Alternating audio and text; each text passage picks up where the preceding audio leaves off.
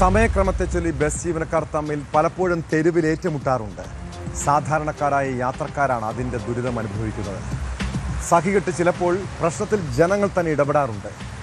ഇടക്കൊച്ചി സ്വദേശി ഷംസീർ ബസ് ജീവനക്കാർ തമ്മിലുള്ള സംഘർഷത്തിൽ പരസ്യമായി തന്നെ പ്രതികരിച്ചു. അതിൻ്റെ പകയിൽ കണ്ടക്ടർ യാത്രക്കാരൻ്റെ മൂക്കിടിച്ചു തകർത്തു. കേസിൽ അരൂർ ഇടപ്പള്ളി റൂട്ടിൽ സർവീസ് നടത്തുന്ന സുൽത്താൻ ബസിൻ്റെ കണ്ടക്ടർ ആലപ്പുഴ നൂറിനാട് സ്വദേശി ശ്രീകുമാറിനെ പോലീസ് അറസ്റ്റ് ചെയ്തു. നഗരത്തിലെ സ്വകാര്യ ബസ് ജീവനക്കാരിൽ പലരും ഗുണ്ടാ സംഘത്തിൽപ്പെട്ടവരെന്നാണ് ആരോപണം.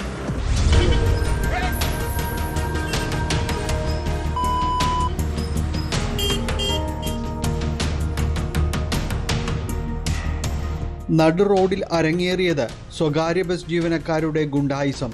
വിരലുകൾക്കിടയിൽ നാണയത്തുട്ടുകൾ തിരികെ വെച്ചാണ് കണ്ടക്ടർ ശ്രീകുമാർ യാത്രക്കാരനായ ഇടക്കൊച്ചി സ്വദേശി KB ഷംസീറിന്റെ മുഖത്തടിച്ചത്.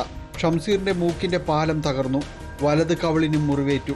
ഷംസീർ സഞ്ചരിച്ചിരുന്ന NPS എന്ന ബസ്സിലെ കണ്ടക്ടറെ സുൽത്താൻ ബസിന്റെ ഡ്രൈവർ അനുരാജ് ഇടിവള കൊണ്ട് തലക്കിടിച്ച് പരിക്കേൽപ്പിക്കുകയും ചെയ്തു.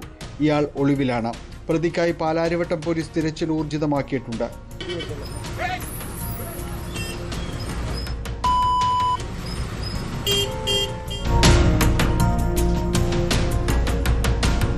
ചൊവ്വാഴ്ച വൈകിട്ടാണ് ദേശീയപാതയിൽ വൈറ്റിലയ്ക്കും പാലാരിവട്ടത്തിനുമിടയിൽ അക്രമം അരങ്ങേറിയത്.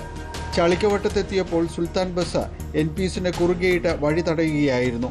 വാക്കുതർക്കത്തിനിടയിൽ സുൽത്താനിലെ ഡ്രൈവറായ അനുരാജ് ഇടിവള ഉപയോഗിച്ച് NPS ബസ്സിലെ കണ്ടക്ടർ സനീഷിന്റെ തല ഇടിച്ചു പൊട്ടിച്ചു. സനീഷ് ബോധമറ്റു വീണതോടെ അനുരാജ് ബസ് വേഗത്തിൽ ഓടിച്ചുപോയി. അക്രമത്തിൽ യാത്രക്കാർ പ്രകോപിതരായതോടെ NPS ബസ് സുൽത്താന ബസ്സിനെ പിന്തുടർന്ന് റോഡിൽ തടഞ്ഞിട്ടു. പരിക്കേറ്റ കണ്ടക്ടറെ ആശുപത്രിയിലാക്കണമെന്നും പ്രശ്നത്തിന് പരിഹാരം കണ്ടിട്ട് ബസ് പോകാൻ സമ്മതിക്കുകയുള്ളൂവെന്നും യാത്രക്കാർ നിലപാടെടുത്തു. ഇതേ തുടർന്നാണ് ശ്രീകുമാർ NPSലെ യാത്രക്കാരനായ ഷംസീറിനെ മർദ്ദിച്ചത്. സ്വകാര്യ ബസ് ജീവനക്കാർ റോഡിൽ പരസ്പരം വെല്ലുവിളിക്കുന്നതും കയ്യേറ്റം ചെയ്യുന്നതുമെല്ലാം കൊച്ചി നഗരത്തിൽ പതിവ് കാഴ്ചയായി മാറിക്കഴിഞ്ഞു. ഇത് ചോദ്യം ചെയ്യുന്ന യാത്രക്കാരെയും മർദ്ദിക്കുന്നതാണ് ഇപ്പോൾ കണ്ടത്. ഗുണ്ടാ സംഘങ്ങളിൽപ്പെട്ടവരാണ് നഗരത്തിലെ പല സ്വകാര്യ ബസ് ജീവനക്കാരുമെന്നും ആരോപണമുണ്ട്. പോലീസ് നടപടികൾ കർശനമാക്കിയില്ലെങ്കിൽ നിരത്തുകളിൽ ഇനിയും ചോര വീഴും.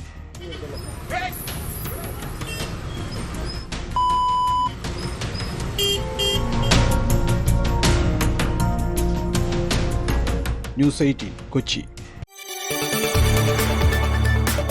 കൂടുതൽ വാർത്തകൾക്ക് news 18 Keralam YouTube channel subscribe ചെയ്യുക.